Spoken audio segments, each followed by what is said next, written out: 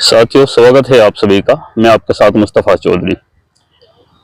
31 अगस्त 2024 यानी कि 2024 के लास्ट दिन एक पोस्ट इंस्टा पर की गई नासिर पठान द्वारा। और जैसे कि अभी कुंभ मेला लगने वाला है प्रयागराज में, उसको लेकर एक पोस्ट की गई। नासिर पठान है और पोस्ट की गई कि हम ब्लास्ट करेंगे कुंभ मेले में और कम से कम 1000 लोगों को मारने का हमारा टारगेट है इंशाअल्लाह।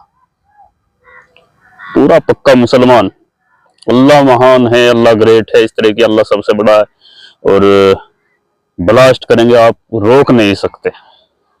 इस तरह की पोस्ट की गई और मीडिया की सुर्खियां बनी, जो गोदी मीडिया होती है और जिन्होंने सिर्फ मुस्लिम का नाम किसी जुर्म से जुड़ा होना चाहिए, फिर खुद ही वकील और खुद ही जज बन जाती है हमारी मीडिया और तमाम नफरती लोग। भले ही सेम अपराध किसी गैर मुस्लिम ना अगर किया हो, खास तौर से मुस्लिम ना हो, तब कोई चिंता नहीं है। वही अपराध अगर मुस्लिम के नाम से हो गया तो फिर तमाम लोग जज बन जाते हैं और एक लेवल चिपका देते हैं कि ये लोग ऐसे ही होते हैं। खैर, वो नासिर पठान हो या कोई भी हो, जो जुर्म है वो सेम होना चाहिए, किसी में कोई खास रियायत नहीं होनी चाहिए किसी जुर्म में। खैर, पुलिस ने जांच की और जांच में नासिर पठान निकला आयुष जायसवाल, बिहार के पूर्णिया का रहने वाला। पुलिस ने तफ्तीश की और इसको पकड़ लिया। ये 11वीं क्लास का छात्र है और 18 साल की उम्र से कम है। अब क्या ये पोस्ट इसी के दिमाग की उपज थी या इसके पीछे कोई और शातिर लोग थे? अब ये बात बताई जा रही है कि ये किसी एक अपने दोस्त को फंसाना चाहता था, उसके लिए इसने ये सब किया। क्योंकि उम्र 18 से कम है, इसके ऊपर वो सजा भी नहीं दी जा सकती जो इसका जुर्म है। अब इस नाबालिग से किसने ये काम कराया, या आज के हालात और माहौल देखकर इसे मालूम हुआ होगा कि शायद मुसलमानों के लिए टाइट हाथ रहता है पुलिस प्रशासन का, क्योंकि अब्दुल की चूड़ी तो टाइट कर ही दी। भले ही महंगाई कम ना की हो, बेरोजगारी बढ़ गई हो, अपराध में कोई कमी ना हो, तमाम विफलताओं के बावजूद एक सफलता तो है 10 साल से। अब्दुल तो टाइट हैं और ये बड़ी सफलता है, अब्दुल टाइट होना चाहिए।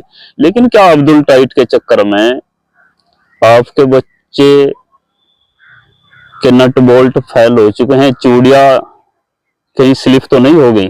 चूड़ियां फ्री तो नहीं हो कर दी आपने अपने बच्चों की अब्दुल को टाइट करने के चक्कर में?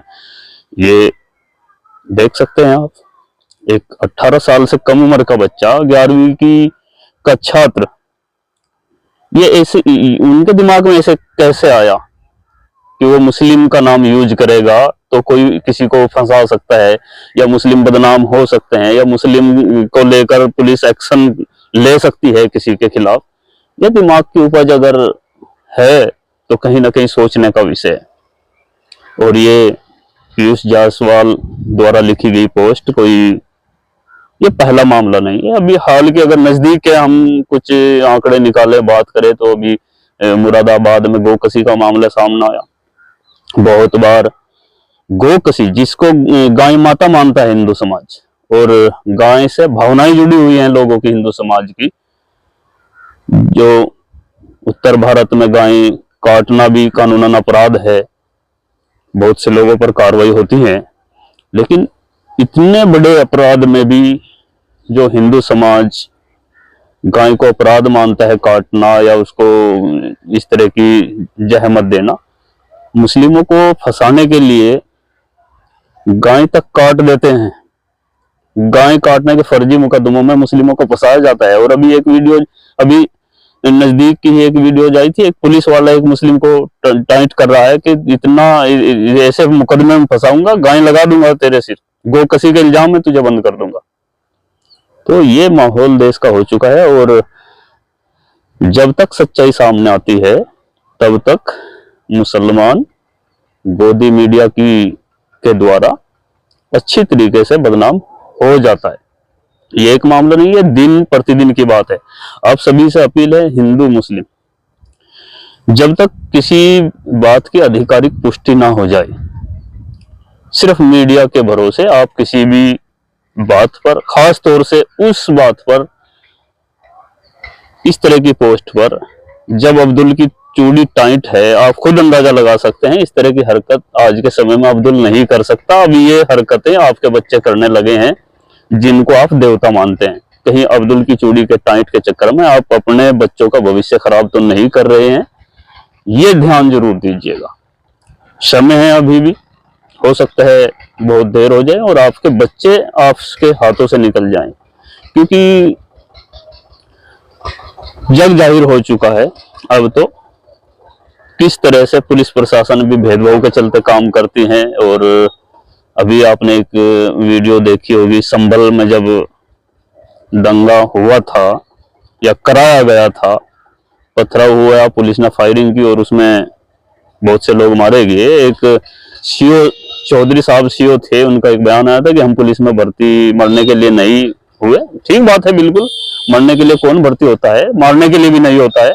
लेकिन ये बात जब साफ हो जाती है जब वही चौधरी सीओ साहब एक धार्मिक यात्रा की अगुवाई करते हैं, जब एक धारा लागू है जो पहले 144 हुआ करती थी, अब वो बदल दी गई है कि 5 से ज्यादा लोग इकट्ठे नहीं हो सकते। ऐसे समय में आप एक यात्रा की अगुवाई करते हैं, गदा हाथ में, धार्मिक चिन्ह हाथ में लेकर के, और आप एक धर्म विशेष की अगर अगुवाई करते हैं एक मजहब के लोगों पर, तो आप ये कहते हैं कि हम इनसे मरने के लिए भर्ती नहीं हुए हैं। और दूसरी तरफ आप जब एक धार्मिक क्रियाक्रम करते हैं पद पर रहते हुए, तो आपकी मंशा साफ झलकती है कि आप पुलिस में मारने के लिए भर्ती हुए हैं। और इसने नहीं सुनी वो वीडियो जिसमें पुलिस आदेशित करती मिली थी कि गोली चलाओ गोली चलाओ, और जिसमें 5 लोगों की जान चली गई थी। खैर, देश बदल रहा है और ये बदलाव कहां तक रुकेगा, कहां तक जाएगा और कहां इसका अंत होगा, ये सोचकर जिम्मेदार लोगों को और जो भविष्य के बारे में, अपनी आने वाली नस्लों के बारे में कुछ सोचते और विचारते हैं, वो चाहे हिंदू हो मुस्लिम हो, चिंता जरूर होती है इस तरह के कार्यकलाप देखकर।